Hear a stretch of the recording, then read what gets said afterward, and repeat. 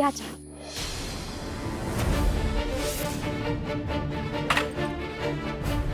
घ्या.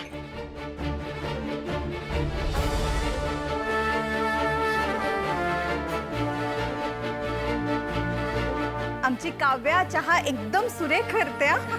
नाही आई, चहा मी बनवला नाहीये, तो तारिणीने बनवलाय.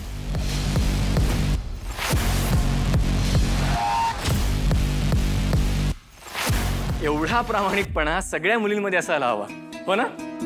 आणि हे सगळं ना सुमी आजीचे संस्कार आहेत. ठीक आहे, आता तिच्या एका नातीबरोबर संसार करून मी अनुभव घेतच आहे ना. होय होय. ठीक आहे.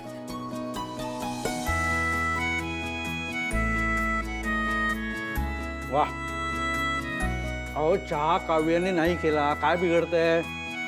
पोहे इतके फर्मस झालेत बेटा, पोहे मात्र छान केलेस हा. सॉरी काका, पोहे सुद्धा मी नाही बनवलेत,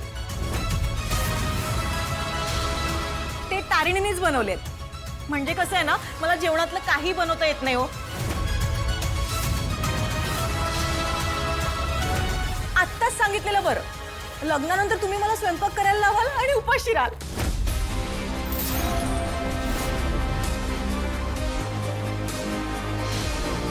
एवढा स्पष्ट वक्तेपणा आजकाल कुठे असतं ना मुलींमध्ये. म्हणजे किती हुशार जनरेशन आहे. पुढे जाऊन काही प्रॉब्लेम होण्यापेक्षा आधीच सगळं क्लिअर केलेलं बरं. हो हो, मलाही आवडला हा स्वभाव.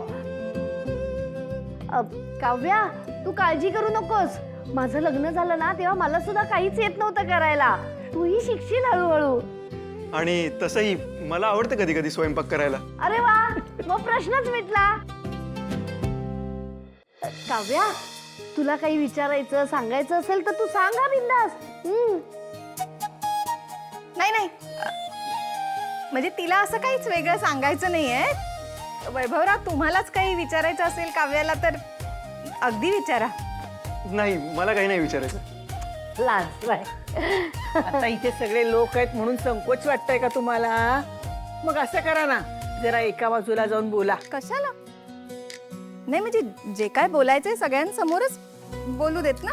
वेगळं कशाला असं उगाच. नाही, पण मला बोलायचं.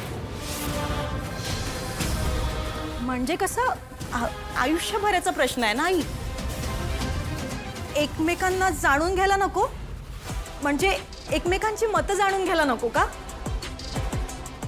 बरोबर आहे, माझी सुद्धा काही हरकत नाहीये. नव्या पिढीच्या गोष्टी नव्या पद्धतीनंच व्हायला हव्या.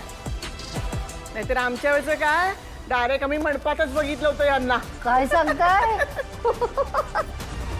नाही, बरोबर आहे.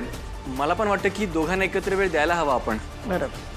काव्या, तुझ्या रूममध्ये घेऊन जा.